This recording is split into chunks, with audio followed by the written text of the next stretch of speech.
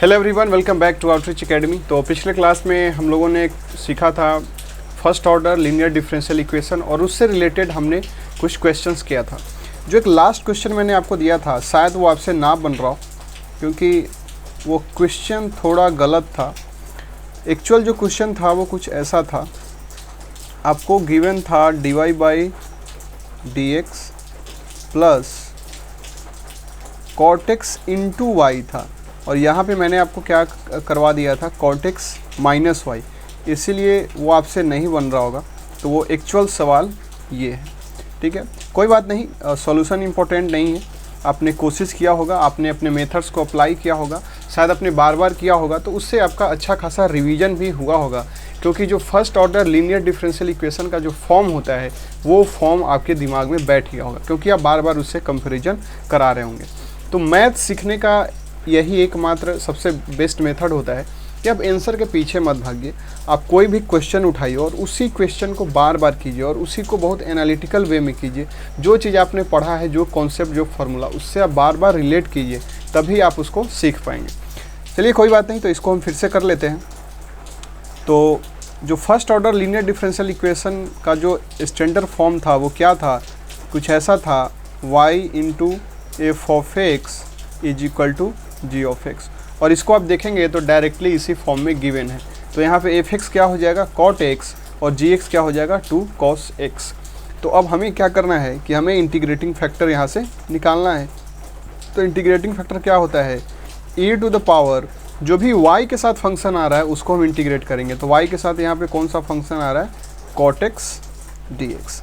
अब cot X D X को हम इंटीग्रेट करेंगे तो हमें क्या मिलेगा, e to the power ln sin x, और e to the power ln ये सिंप्लीफाई होकर क्या हो जाएगा हमारा sin x। तो इंटीग्रेटिंग फैक्टर हमारा क्या हो गया, sin x। और यहाँ पे हम कांस्टेंट को नहीं लेते हैं, ये मैंने आपको बताया था।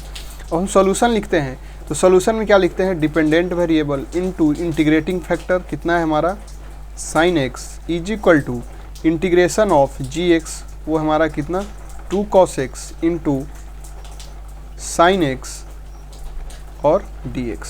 और इसको आप ऐसे लिख सकते हैं, आपको दिख रहा होगा कि ये sin 2x का फॉर्मूला है। sin 2x क्या होता है, 2 sin x cos x dx। इसको आप सॉल्व करेंगे तो आपको पता चलेगा कि इसको हम इजीली लिख सकते हैं minus cos 2x by 2 plus c। अब हम y को इस साइड छोड़ेंगे और sin x को इधर भेजेंगे तो हमें मिलेगा minus cos 2x by 2 into sine x plus c by sine x. और फिर इसको हम लिख सकते हैं minus cos 2x by 2 sine x. आप इसको किसी भी फॉर्म में लिख सकते हैं, into c into cosec x, ठीक है। तो ये इसका इक्वेशन था। तो ये बेहद ही इजी क्वेश्चन था। वहाँ पे थोड़ा क्वेश्चन देने में मुझसे प्रॉब्लम आ गया था, मैंने cot x इंटू वाई को cot x माइनस वाई कर लिया था। खैर कोई बात नहीं। अब चलिए हम एक और क्वेश्चन देखते हैं और ये इस क्वेश्चन से आप जो हमने लास्ट क्लास में सीखा था वो थोड़ा आपका और रिवाइज हो जाएगा। जो क्वेश्चन है आपके पास वो कुछ इस फॉर्म में है, dx by d y, sorry ये है dy by D x is equal to, एक मिनट, इस फॉर्म में नहीं करते हैं, इसको इसी फॉर्म में कर लेते हैं, x plus 3y plus 2 into d y by D x is equal to 1। अब देखिए इस सवाल, अब तक हमने जो सवाल किया वो मोर और लेस आपको देख के ये आइडिया लग जा रहा था कि ये कहीं ना कहीं first order linear differential equation है। अब इसको हम थोड़ा देखने की कोशिश करते हैं, क्या ये first order linear differential equation है। तो देखिए जो dy बाई डी एक्स है, जो ऑर्डर है डिफरेंशिएशन का वो 1 है। और उसके बाद अगर मान लीजिए x भी अगर हमारा डिपेंडेंट वेरिएबल हुआ तो उसका भी डिग्री कितना है, 1 है। और अगर y भी हुआ तो उसका भी डिग्री कितना है, 1 है। तो ये कहीं ना कहीं हमें एक आइडिया मिलता दिख रहा है कि इसमें हम क्या करते हैं, ये क्या हो सकता है हमारा first order linear differential equation हो सकता है। तो first order linear differential equation में सबसे पहले हम क्या करते थे कि dy बाई डी एक्स को अकेला छोड़ते हैं, हम इसके साथ कोई कोफिशिएंट नहीं रखते हैं। तो इसके लिए हमें इसको दूसरे साइड भेजना होगा। तो हमें क्या मिल गया, x प्लस 3y प्लस 2। अब देखिए, अब जो x हो या y हो या जो भी इनका फंक्शन हो वो क्या हो रहा था, न्यूमरेटर में हो रहा था, लीनियर फॉर्म में था, लेकिन यहाँ पे तो डिनोमिनेटर में आ गया। तो देखिए एक काम यहाँ करके देखते हैं, dx बाई dy कर लेते हैं। अब देखिए ये ऊपर चला गया। अब आपको यहाँ पे दिख रहा होगा कि ये first order linear differential equation के फॉर्म में बन गया। क्या हम इसको ऐसे लिख सकते हैं, dx by d y minus x is equal to 3y plus 2। अब इसको गौर से देखिए, अगर हम x को मान लेते हैं डिपेंडेंट वेरिएबल, तो डिपेंडेंट वेरिएबल और इसके साथ है हमारे पास dependent variable to the power 1 और इसके साथ कोई फंक्शन fy का, और वो यहाँ पे क्या है, वो कांस्टेंट फंक्शन है, और इक्वल टू के इस साइड हमारे पास y का क्या है, y का फंक्शन है। इसका मतलब ये हुआ कि ये कुछ इस फॉर्म का हो गया, dx by d y plus x into F of y is equal to ji of Y.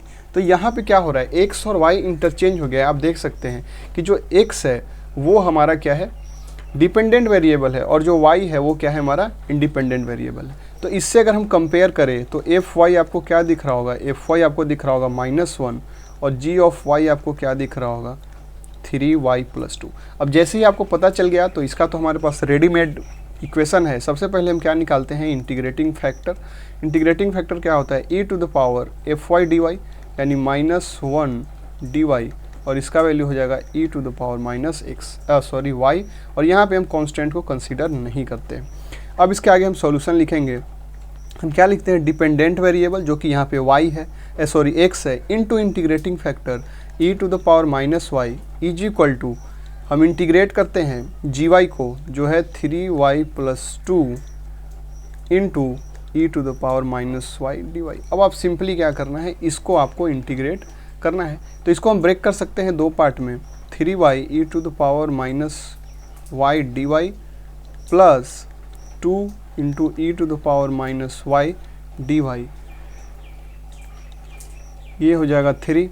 अब हम इसमें बाई पार्ट लगा लेते हैं। तो हम क्या लिखेंगे, first function as it is into integration, तो इसका हो जाएगा ये माइनस फर्स्ट का डिफ्रेंशिएशन, तो y का डिफ्रेंशिएशन 1 और इंटीग्रेशन ऑफ सेकेंड और फिर इसका dy, और प्लस ये तो डायरेक्ट फॉर्म में हो गया -y बाई -1, और यहाँ पे एक कांस्टेंट आ जाएगा।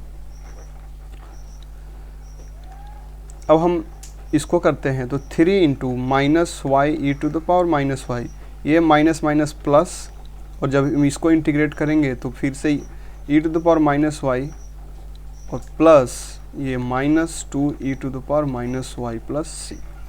और हम इसको और प्रोसीड करेंगे तो आपको दिखेगा -3y e to the power -y, -3 e to the power -y, -2 e to the power -y plus c, यानी कि ये हो जाएगा -3y e to the power -y -5 e to the power -y plus c। और इधर था हमारे पास x into e to the power -y। अब x को आप इधर ले लेंगे तो हमें क्या मिल जाएगा, -3y -5 plus c e to the power y। तो हमारा ये हो गया प्यारा सा सॉल्यूशन इस क्वेश्चन का। ठीक है, तो आई होप आपको अब first order linear differential equation अच्छे से समझ में आया होगा, और इसमें जो भी वैरायटी का क्वेश्चन बन सकता था वो मैंने यहाँ पे करवाया। आप थोड़ा कुछ और क्वेश्चन प्रैक्टिस कीजिएगा, हो सकता है प्रीवियस ईयर क्वेश्चन, तो आपका और क्लैरिटी आ जाएगा। अब एक बार मैं इसको रिकैप कर देता हूँ कि क्या हमने देखा था फर्स्ट ऑर्डर डिफरेंशियल इक्वेशन में, और इसमें हम क्या क्या की पॉइंट्स है, क्या क्या हमें ढूंढना चाहिए ताकि ये हमें सिंपली मिल जाए। तो मैंने आपको बताया था कि जो फर्स्ट ऑर्डर डिफरेंशियल इक्वेशन, इसका मतलब ये होता है कि इसमें जो ऑर्डर होगा वो क्या होगा, फर्स्ट होगा। मतलब जो डिफरेंशिएट होगा dependent variable with respect to x, उसका ऑर्डर कितना होगा, 1 होगा, और ये एक ही टर्म होगा इसका। इसके साथ जो डिपेंडेंट वेरिएबल है वो इसके साथ लीनियर फॉर्म में होगा, और उसका जो डिग्री होगा वो 1 होगा। और इसके साथ कोई फंक्शन हो सकता है इंडिपेंडेंट वेरिएबल का, और एक और इंडिपेंडेंट वेरिएबल का फंक्शन होगा जो अकेले होगा ये। तो अगर ये इस फॉर्म में गिवन होगा तो हम इसको क्या मान लेंगे, हम मान लेंगे कि ये फर्स्ट ऑर्डर डिफरेंशियल इक्वेशन है और इसका हमें रेडीमेड सॉल्यूशन पता है। अब हम नेक्स्ट क्लास में क्या शुरू करेंगे, बर्नौली इक्वेशन शुरू करेंगे। हम देखेंगे कि बर्नौली इक्वेशन कोई भी स्पेशल कॉन्सेप्ट नहीं है, बस वो फर्स्ट ऑर्डर डिफरेंशियल इक्वेशन को देने का एक अलग तरीका होगा जो एक बार में देख के हमें ये नहीं लगेगा कि ये फर्स्ट ऑर्डर डिफरेंशियल इक्वेशन है, लेकिन जब उसमें हम थोड़ा मैनिपुलेशन करेंगे तो हमें वो दिखेगा कि ये भी linear first order differential equation है और उसको फिर हम इजीली सॉल्व कर लेंगे। तो मिलते हैं नेक्स्ट क्लास में।